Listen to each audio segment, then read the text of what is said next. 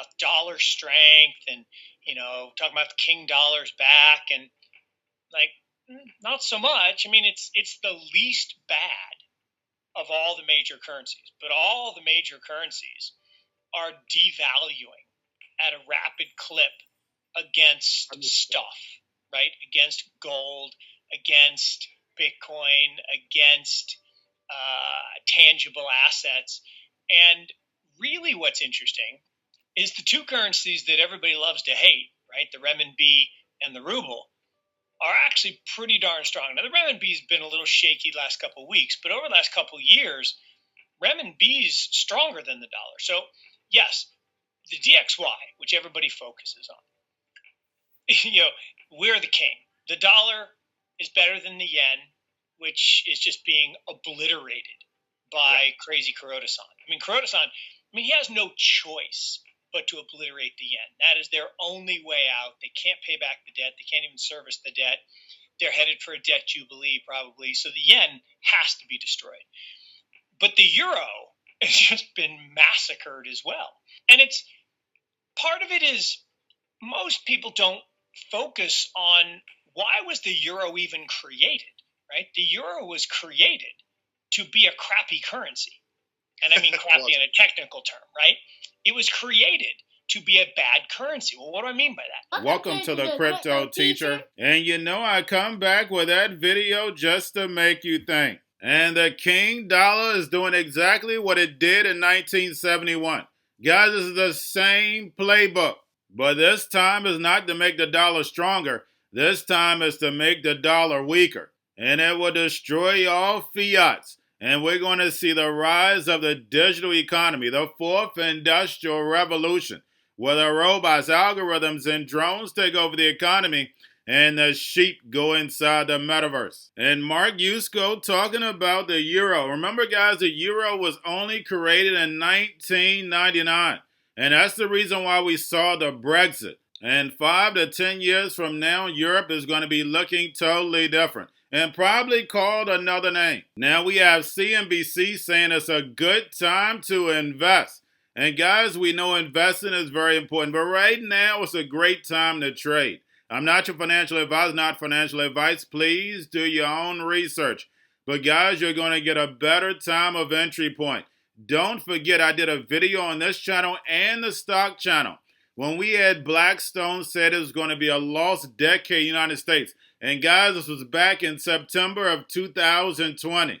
Remember, they already know because they're the ones in control, the big banks. And the big banks are the biggest what? I'm going to let you finish that. And remember, the crypto teacher told you because he knows when it comes to the New World Order, it's all planned out. You have a wonderful day. So 11 months that we already know. The Fed has to be forward-looking. They have to look at what's going on in the market, in the housing market, in the rental market, in the commodity market, and in the other markets. Jeremy, you've talked about this potentially being a buying opportunity, yet we've had Katie Stockton on, who's been right about these charts thus far. She says there is still more to go here on the lower end. Rick Santelli obviously has that same view. A lot of folks have that view. Would you buy now? And is the thesis of buying now rely on the Fed easing up in a way that they may not even know that they have to yet? If you're a long-term investor, I would absolutely buy now.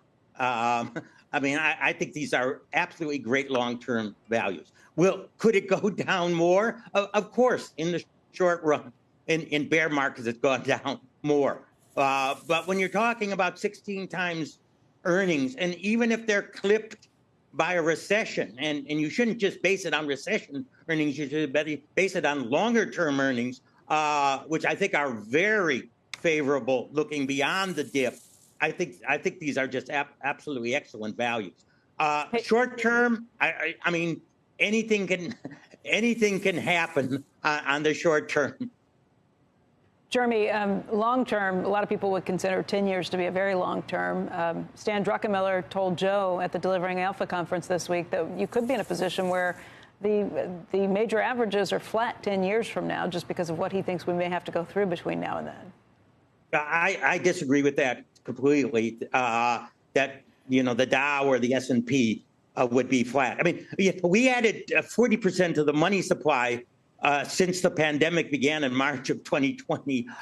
Earnings have historically moved up just with inflation and the money supply. So stocks should be 40% higher than they were. Now, they were at 55% higher, and now they've come down. I guess they're 20% higher than pre-pandemic levels. So to say that, 10 years from now, we're going to have the same Dow when the earnings yields that I see there on the market show that your returns are going to be probably in the neighborhood of 6% per year after inflation. That's a bit below the long-term average, but still much better than bonds, and certainly far above a flat average. When some people compare this and they say, look, the last 40 years, if you look at the last 40 years as history, you'd be 100% right, Jeremy, that you could hold your breath for 6 months, a year at any point, and when things are bad and you wake up and everything will be great again.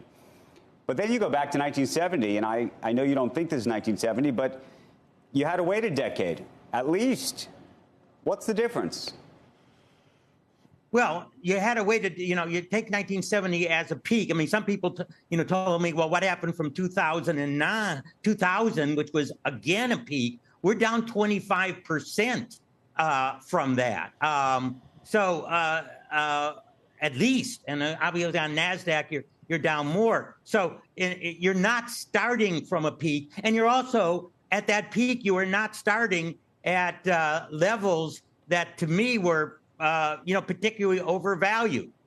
So you're starting from a position where I think now, certainly not the cheapest that we've had, but certainly the economic circumstances are not that it's Jeremy, negative at all. We're going to a different economy, and we're going to be learning more about that as we go. But clearly, we're learning that things can be done from remote locations. We're learning that technology can replace people even more than we thought. We're not going back to the same economy. We're recovering, but to a different economy, and it'll be one that is more leveraged to technology. And I worry that that is going to make it even more difficult than it was for many workers. In Silicon Valley, and my friends who work in technology know that what we did to the manufacturing workers, we are now going to do to the retail workers, the call center workers, the fast food workers, the truck drivers, and then even bookkeepers, accountants, insurance agents, lawyers, and on through the economy. So what happened to the manufacturing workers is a very clear sign. This effort. And China has big plans for this. They intend to seed their digital yuan into the global environment by giving it away to visitors at next winter's Olympics. When they arrive at the airport, they're going to get yuan digital wallets. They're going to receive digital yuan. They're going to use it throughout their visits to Beijing, and then they're going to take it back to their home countries. They see this as a huge advantage. Why? Because who controls the underlying protocols, who controls the underlying standards of the future of money will control the future of money.